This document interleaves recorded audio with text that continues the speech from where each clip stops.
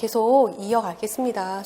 손창섭 소설 이어갈 건데, 이번 시간에 이렇게 어려운 인물 유형을 파악하시고 나면은, 다른 소설에는 인물 태도 변화가 그렇게 심하게 나타나지 않아요. 그렇기 때문에, 좀 쉽게 다가설 수 있는 준비 작업이 된다고 저는 말씀을 드리고 싶습니다. 좀 어렵다고 생각하실 수 있는데 작품과 같이 연결해서 문제풀이를 할 때 더 자세하게 말씀을 드릴 거니까 그냥 핵심, 이번에 강의는 초점이 핵심이에요. 이 인물의 핵심을 찾아서 시험 유형이 어떻게 나올 거다. 그러니까 다른 작품을 볼 때마다 이런 생각을 가지고 작품을 파악해야지 하는 그런 연습을 위한 수업이라고 생각하시면 될 것 같습니다.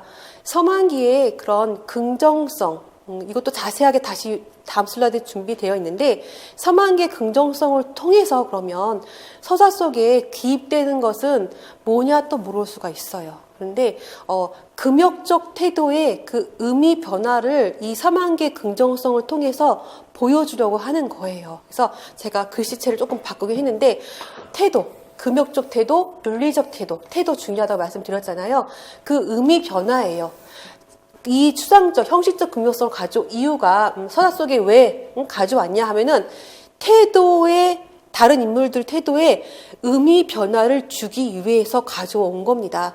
초기 소설에서 나타나는 금욕은 아까 어떻다고 했죠? 무기력하다고 했어요. 무기력한 금욕인데, 후기로 가면서 이 긍정성을 통한 그 윤리적 의미가 부여된 어떤 금욕이죠.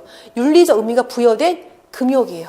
로 변화해 간다는 것도 상당히 중요한 부분이에요. 그래서 금욕적 존재가 그 가능성을 긍정성, 일시적 긍정성 갖고 오는 게 가능성을 이렇게 열어놔야지만, 형식적으로만 이렇게 열어놔야지만 이 긍정적 윤리성이 갖는 역할, 기능, 장치가 뭐냐면, 형식적으로만이라도 이렇게 열어놔야지만 긍정의 방식을 금욕의 방식으로 전면화시키려는 서사적인 배경에 이렇게 딱 전면화시킬 수 있다라는 거예요. 그런 역할을 할 수 있는 거. 아까 그 긍정성 말할 때 제가 자세히 말씀 안 드렸는데, 여기서 말씀드리려고 안 드렸는데, 이 서방의 긍정성이 이 제도 장치로서 갖는 역할이 뭐냐면, 그래도 형식적으로만이라도 긍정성, 윤리성을 가져와야지만, 윤리적인 태도, 긍정의 방식의 그 금욕을 방식으로 서사에 이렇게 중심 자리에 올 수 있다라는 거죠. 그래서 성과 폭력이 행위의 그 중요한 작업으로 서사의 중심 서사로 올 수가 있는 거를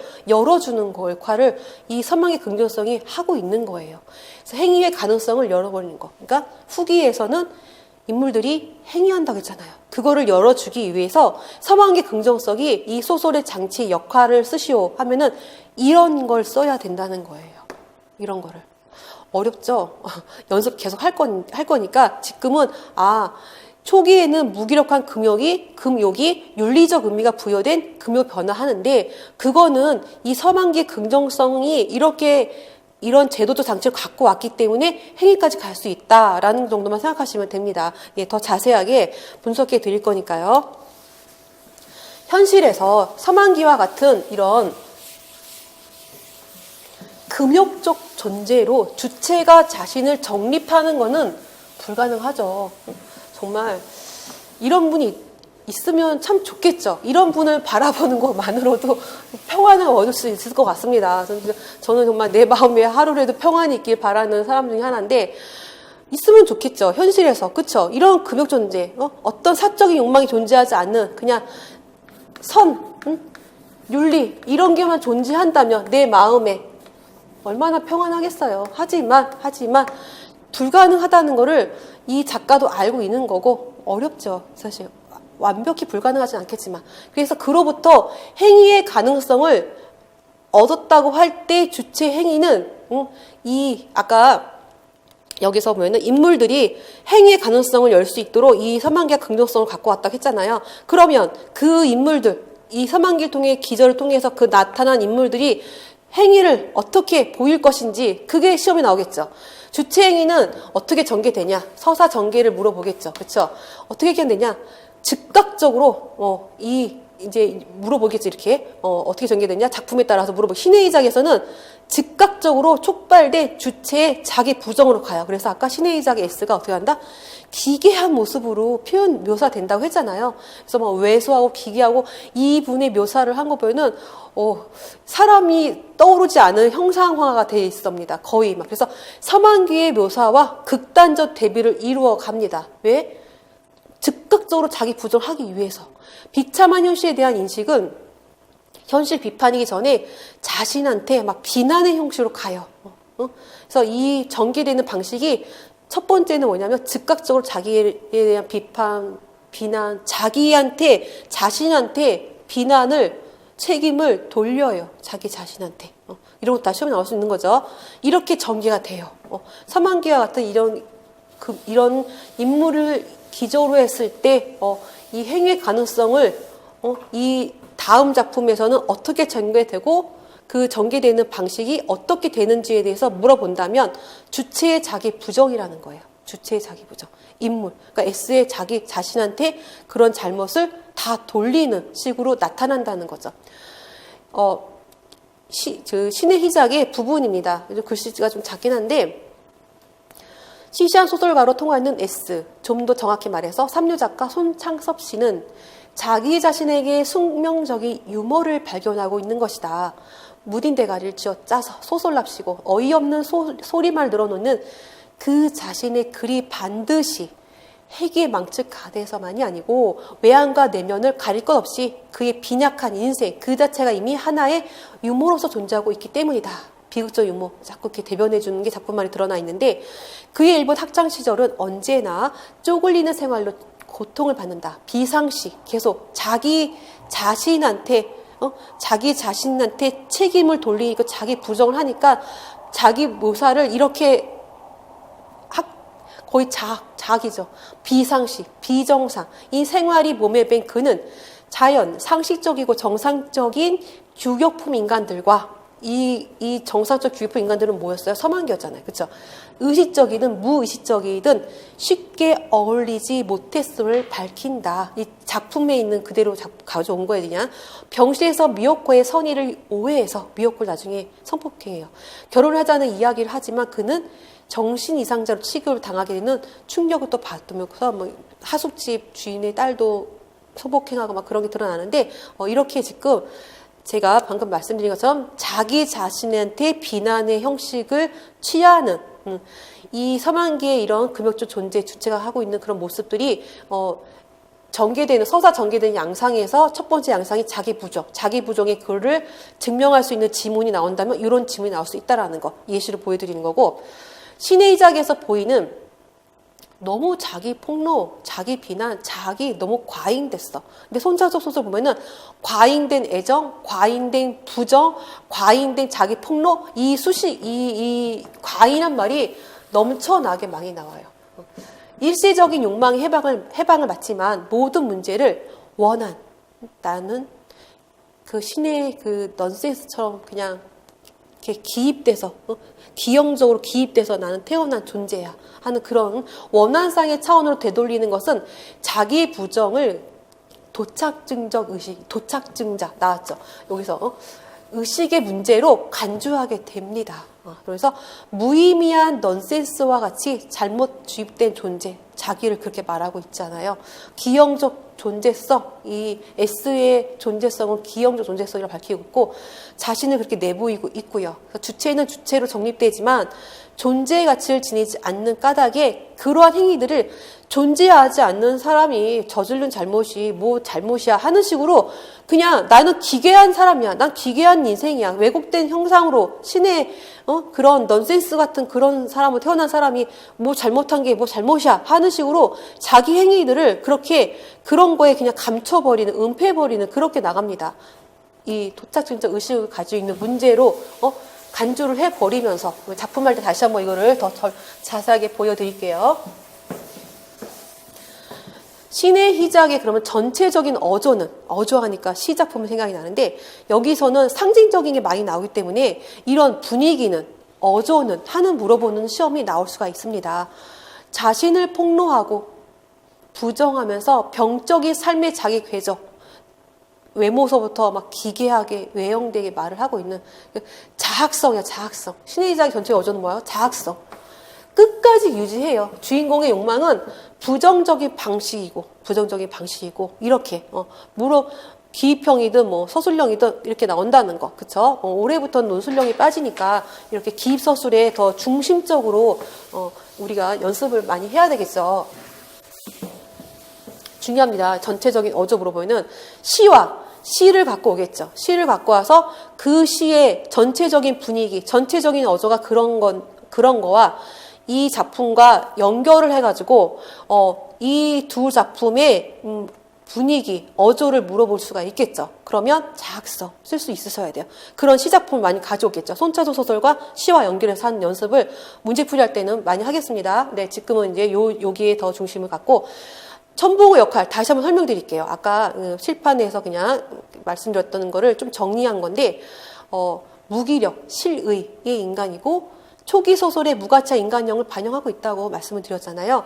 첨벙우의 그 역설적 상황, 시선적으로 첨벙 역설적 상황에 대해서 서술하라 그러면은 또 어려울 수가 있어. 근데 어렵게 생각하지 마시라는 거죠. 시선으로 내 욕망을 어떻게 시선에 그냥 감추는 게 역설적인 상황이에요. 그 자체가 계속 말씀을 드린 것 뿐인데 물어보는 문제가 이렇게 바꿔서 물어본다는 거죠. 시선으로 구성된 첨벙 행위는 향락의 가능성을 보여는 주지만 그게 대상이 닿을 수 없는 사실에서만 가능해. 어떻게? 시선에만 머물 수 있다는 거. 금욕적 태도의 의미 변화. 초기 소설에서 무기력한 금욕이 어떻게 된다 그랬죠? 윤리적 의미가 부여된 금욕으로. 누구에 의해서? 서만기에 의해서. 형식적인 긍정성이 긍정의 가능성을 전면화한다. 이게 자꾸 반복이 되는 이유가 뭐냐면 이 부분을 서술하는 거에 되게 어려워하세요. 왜 서만기 역할이 요거잖아요. 그쵸? 그런데 이게 후기 소설에 어떻게 초래한 동기가 뭐냐 물어볼 때 요걸 써야 되는 거거든요. 긍정의 가능성을 전면화시키면서 행위의 가능성으로 가는 거예요. 방향이. 전개 방향이. 그러니까 전개 방식을 서술하라 하면은 요 자체 세 개를 다 쓰셔야 된다는 거죠. 이렇게 해서 중요하다는 거. 그러니까 다시 한번 정리해 드리는 거고 체익준 인물형의 그럼 의미는 무엇일까?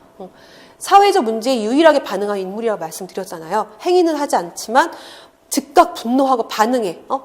그렇지만 가난하고 무능력해. 체익준 아내가 죽어서 장사를 치러주는 것도 서만기지 본인은 치르지도 못해요. 치르지도 못하고 그만큼 무능력한 사람은 나와요. 그냥 분노를 하는 사람으로. 왜? 나중에 낙서족의 박도연으로 이제 기저를 마련해 주는 거잖아요. 그렇게. 그래서 부패한 사회상의 문제를 서만기 토로하지만 하는 일 없고 가난하고 무능한 존재 나오고 있고 사회 거의 초기 소설의 모습이죠. 사회 문제에 붕괴하지만 관여할 수 없는 위치에 놓였지만 후기에서는 관여한다는 것. 드러난다. 서사 전면에 드러난다는 것. 초기 소설에도 등장하는 인물형이죠. 그렇죠? 체익준은 이후 소설들에 등장하는 사회적 공간 속에서 중요해요. 소설의 공간에 대해서 서술하라, 기입하라 하면은 사회적 공간이야. 체익준은 이제 사회적 공간. 그쵸? 행위한 인물들을 예비한다는 점에서 의미가 있다. 체익준의 의미가 뭐야? 사회적 공간 속에서 행위한 인물들을 예비해 주는 거야. 아까 서만기에 예비해 주는 그런 것처럼 체익준이 예비해 주는 건 이거예요. 상당히 중요한 말이죠. 사회적 공간. 그동안의 공간은 뭐였어요? 그냥 방안.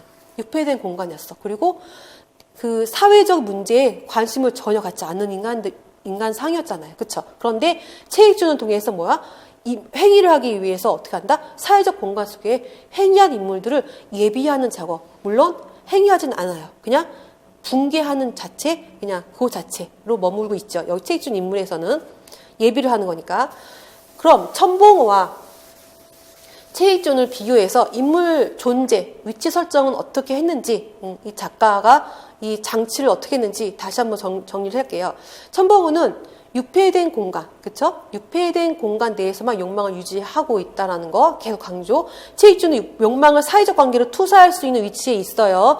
위치, 이렇게 물어보는 시험에 이렇게 나오면 되게 어려울 수 있지만, 계속 했던 거 그냥 반복이잖아요. 그쵸? 사회적 관계로 투사할 수 있는 위치까지 간다라는 거. 그래서 외부로 지향할 수 있는 걸 보존해. 그래서 다음 작품에서 만주라는 거, 미국 유학이라는 거 그런 식으로 외부로 갈 수 있게 지향성을 보존하는 인물 역할을 하고 있다는 거. 그래서 체익준이 보여주는 사회적인 관심은 서만기가 가진 긍정성을 다음 테스트, 다음 작품에서 사회적 문맥을 통해서 재구성하게 만드는 단서를 제공한다. 그래서 첨벙어의 역할, 체익준 역할, 서만기 역할, 이 인여인간의 역할들이 상당히 중요하다는 거. 이 송차주 소설에서는. 그래서 다시 한번 정리해 드린 거고요. 시험에 꼭 나오는 문제죠. 사실 이런 문제들은. 공격적이고 폭력적인 성이 서사의 중심에서 형상화된다. 서사 전개 방식에서 중요하게 중심되고 있는 걸 찾아 쓰시면 성이잖아요. 성. 근데 어떤 성? 폭력적인 성이야. 낙서적이나 신의 희작이나 자서전 성격이 강하다. 밝혔습니다. 그래서 아까 말씀드렸고 자기 비판, 이념의 비판을 하고 있는데 이 이념의 비판이 자기 삶의 그런 기형적인 삶, 왜곡된 삶과의 중첩돼서 성과 결부돼서 담론으로 유지해 간다라는 것. 사건이 진행되는 공간이 방이라고 말씀을 드렸잖아요. 그렇죠? 그래서 방. 손창석 구성의 특징이 뭐냐면 방안이거나 방에서 방으로 전개되는 사건들이라는 것. 그래서 손창석 소설의 사건이 진행되는 공간 쓰시면 방. 중요하죠. 그럼 방이 상징하는 건 무엇이냐? 주체가 내적으로 갇혀 있는 걸 말하기 위해서 좁고 유폐된 공간이었어. 문제로 난다면 작품 초기 방에 그 상징하는 것은 뭐냐 그러면은 무의. 근데 그 방은 초기 소설의 방은 아무것도 하지 않아요. 그냥 있는 거야. 그냥 무의 아무것도 하지 않는 무의 속에 극도의 현실 부정하는 방이야. 초기 소설의 방은. 근데 후기에 와서는 행위를 해요. 행위를 하는 방으로 바뀌어요. 그 방에서 음모를 만든다, 음모를 한다거나, 뭔가를 막 거기서 음모를 한다거나, 거기서 막 폭력 행위를 거기서 해요. 성폭력 이런 거를 행위하는 장소로 바뀌어요. 후기 작품에서는. 문제 그렇게 다 바꿔 나올 수도 있고, 낙서족에서의 방에 상징하는 거는 뭐냐? 주체의 내밀한 향락을 성취하는 방금 말한 음모와 성폭력이 행사되는 곳으로 바뀌어요. 그래서 방에 상징하는 의미가 바뀌는 거, 인물의 태도가 바뀌는 거, 여러 가지 바뀌는 게 이 분 소설에 드러나 있습니다. 그래서 이렇게 문제가 바꿔서 나올 수 있다라는 거, 다른 작품에서도 그 작품이 그 어떤 공간에서 이루어지고 그 공간이 갖고 있는 상징적인 의미가 뭔지를 파악하셔야 되겠죠. 지금 이 문제들이 다른 작품에서 어떻게 또 되고 있는지 적용하는 연습을 지금 하고 있는 거니까요. 유폐된 공간에서 벗어날 수 있는 가능성이 뭐냐면 아까 말씀드린 것처럼 체익준이 사회 문제에 관심을 가지면서 외부로 드러나야 되잖아요. 그런 식으로 현실의 외부야. 가능성이 뭐라고? 현실의 외부. 그렇죠? 그래서 만주라는 이제 아버지가, 박도현 아버지가 항일 투쟁을 하시는 분이야, 만주에서. 그러면서 아버지에 대한 이야기를 할 때 이 도현은 거의 유화적인 그런 신화적인 이야기를 하는 것처럼 막 말을 해요. 그렇게. 그래서 이 만주라는 이상적인 공간이 갖고 있는 게 뭐냐면 가상적이지만 그래도 현실의 외부에 존재하는 소통 가능성을 열어준다라는 게 의미가 있다라는 거야. 그래서 만주에 대한 이념적 공간을 주체 앞에 제시한 장치의 효과는 뭐냐 하면은 가상적이지만 소통 가능성을 열어준다라고 써셔야 됩니다. 답을. 그래서 낙서족의 주인공 박도현이 체익준의 기절을 통해서 나타난 이제 인물 상인 거죠. 또 문제를 이제 바꿔서 말을 한다면 주인공 도현의 행위를 유발시키는 이념의 기능이 뭐냐? 그러면 국가의 독립, 국가와 민족을 위해서라며 하면서 막 복수 행위를 하는 그런 국가의 독립은 그게 이제 이 박도현을 이렇게 호명할 수 있는 그 주체가 될 수 있게끔 서게 하는 그 역할을 하는 거예요. 이 이념의 기능이 그렇다는 거예요. 이것도 참 어려워 하십니다. 이념의 기능을 물어보면은 대부분 우리가 갖고 있는 상식적인 이념을 하면은 이런 거를 생각할 수 없잖아요. 그런데 이 도현이 행위를 유발시켜 이 이념이 아까 말씀드린 것처럼 자기 행위를 다 그렇게 돌려버리거든요. 그래서 이 이념의 기능이 되게 중요해요. 그래서 내가 주체자가 될 수 있게 그 이념이 기능하고 있다라는 거. 이것도 상당히 중요한 거죠. 시험에 나오는 거.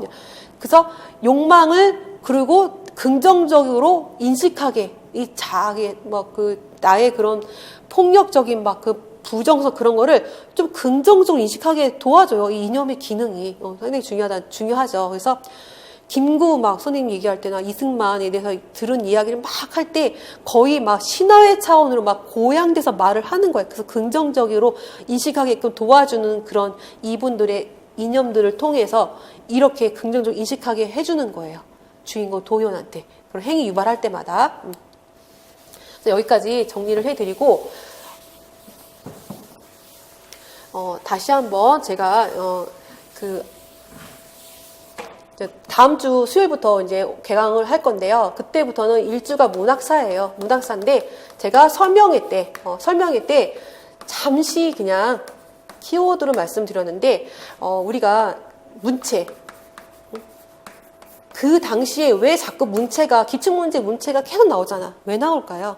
왜냐하면 그때 당시에 권력층이 쓰는 건 한문이었어요. 그리고 우리 서민층이 쓰는 건 한글이었단 말이에요. 그래서 언문일치란 말이 자꾸 나오는데, 이 언문일치 운동까지 하잖아요. 이 언문일치가 뭐냐면 말하는 거와 글과 다른 거야. 그러니까 문어체와 구어체가 다른 거. 그쵸?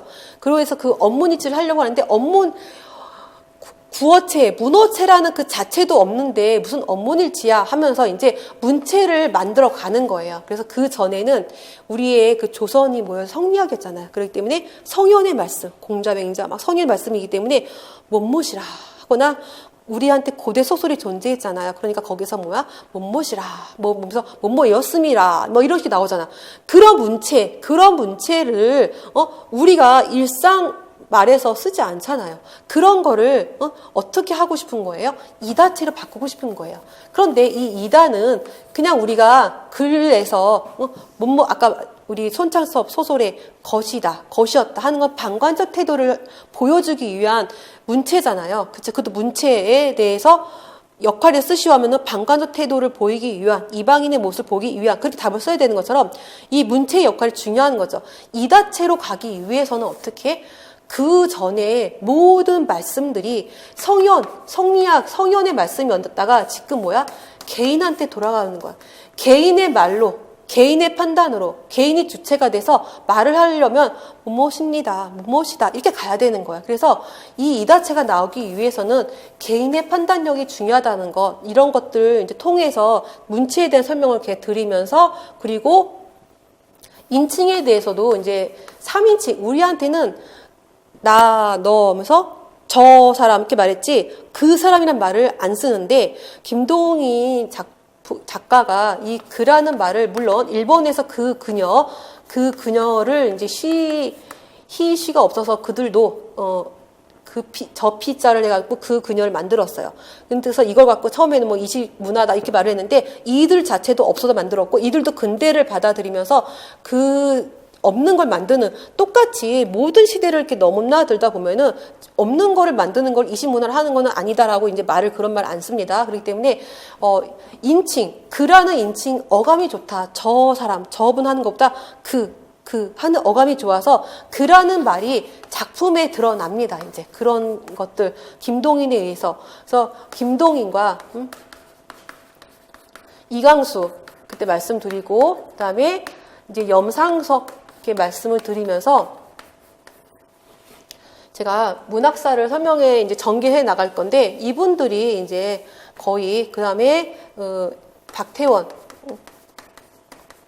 살짝 말씀드렸는데, 이분의 이제 소설 작법 때문에 말씀드렸어요. 소설 작법 때문에 말씀드렸고, 염상섭은 내면, 아까 말씀드린 것처럼 개인의 내면, 내 내면에 그 전에는 성현의 말씀으로 그냥 살아야 되는 거야. 그 말씀 갖고 내 생활은 그 성의 말씀대로 내 생활이 이루어져야 돼. 근데 이제는 내 안에 무슨 생각이 있고 그걸 고민하고 싶어. 그럼 내 내면이 있어야 되는 거야. 내면. 그래서 내면을 강조하게 되면서 무슨 체가 나온다고 했죠? 이 문학에 고백체가 나온다고 했잖아요. 그쵸? 이런 키워드를 향해서. 그래서 김동인에 의해서 이광수에 의해서 시작은 합니다. 시작은 하지만 완성이 되는 거는 김동인에 의해서 완성이 되는 작품들 설명회 때 잠깐 말씀드렸고, 이런 키워드를 향해서 2000년 지금 현대 19년까지 오는 작품을 계속 가는 거를 그냥 우리 문학사면은 되게 막 이렇게 와닿지 않게 공부를 했던 분들이 많더라고요. 하지만 이제 이 소설과 시와 연결해서 계속 이렇게 작품들을 가져오고 그 작품에 인용된 문장들도 갖고 오면서 이런 키워드, 이광수 하면은 계목, 그쵸? 이 계목, 여기의 주체들은 몰락한 양반 계층이나 몰락하는 지식인들, 없어지는 그런 소멸이 아니라 생성되는 그 시대적 지질성을 갖고 있는 그런 생명력을 갖는 거, 그런 식으로 키워드를 이 앞에 수식어를 넣어가면서 정리해가면서 문학사 진행을 첫 주로 시작을 하겠습니다. 그래서 잠깐 다음 시간 설명을 드렸고요.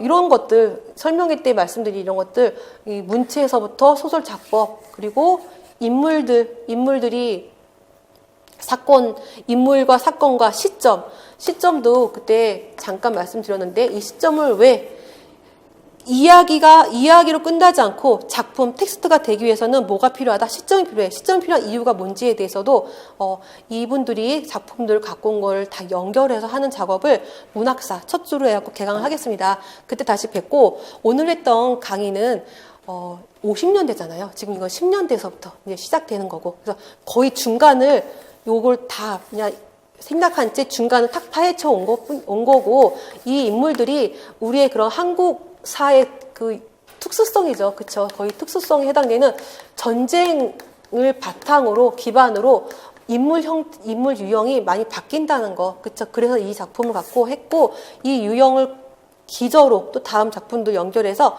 문학사 시간에 뵙고요. 오늘 고생 많으셨습니다. 다음 시간 개강하면서 더 자세하게 작품 줄거리와 함께 뵙겠습니다. 네.